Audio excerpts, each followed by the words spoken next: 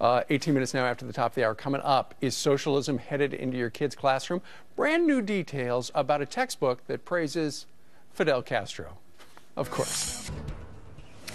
Well, Philadelphia City Council now greenlighting a resolution to make a controversial history textbook required reading for high schoolers. The problem? Well, Howard Zinn's A People's History of the United States promotes socialism. Some critics have actually called him out for factual errors as well.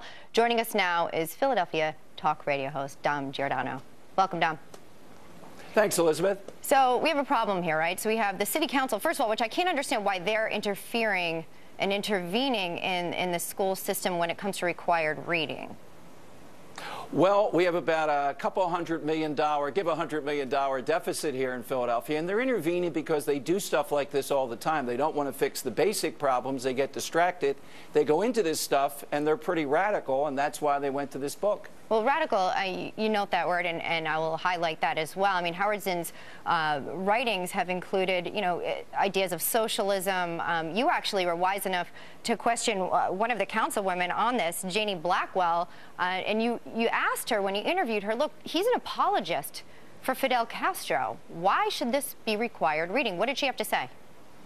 Well, she said essentially in the interview, what's wrong with Castro? He must be doing something right, otherwise he wouldn't stay in power all this long. He also said that people say, like Marco Rubio's parents who fled Castro, they did it because Castro, when he came in, Elizabeth, said, let's be for equality, white, black, and brown, and these people didn't want equality. That's why they came to the United States.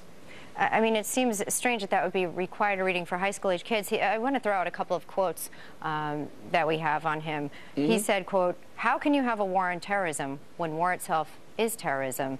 And then talking about civil disobedience, he said, civil disobedience is not our problem. Our problem is civil obedience. Our problem is that people all over the world have obeyed the dictates of leaders, and millions have been killed because of that obedience. I mean, what a statement to have essentially mandated to the high schoolers to read. I mean, is this a real possibility?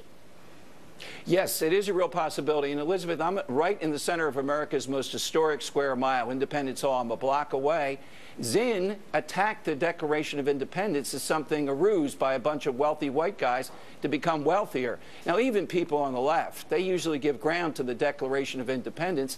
This is a real possibility with City Council, I'm told, that once they get the money going, and they're even trying to raise money, they want to put Zinn's book in, and they want to raise a generation of kids like Howard Zinn. That's exactly what they've said. A generation of kids that think that the Declaration of Independence was a money scam. That's interesting. But doesn't the district superintendent end up setting the curriculum here? I mean, how real will this be? The board will still decide what is required reading, correct, Tom? Yes, but Elizabeth, like everything else, this guy needs the money, the large S coming from here. And I'm telling you here, there's a lot of ignorance. Some of these members on City Council, they don't understand what Howard Zinn's all about that voted for this. They just see this as a place where we need to, they keep on talking about inequality. They talk about the voice of the people, power to the people, et cetera. That's what it's about. So, yeah, the school district will decide, but these are the people that control the money. We just showed the council members up on the screen a minute ago. Here we have Jim Kenney and Jenny Blackwell, who you interviewed, Ms. Blackwell there. What should parents do? I'm sorry, say that again, What Elizabeth? can parents do?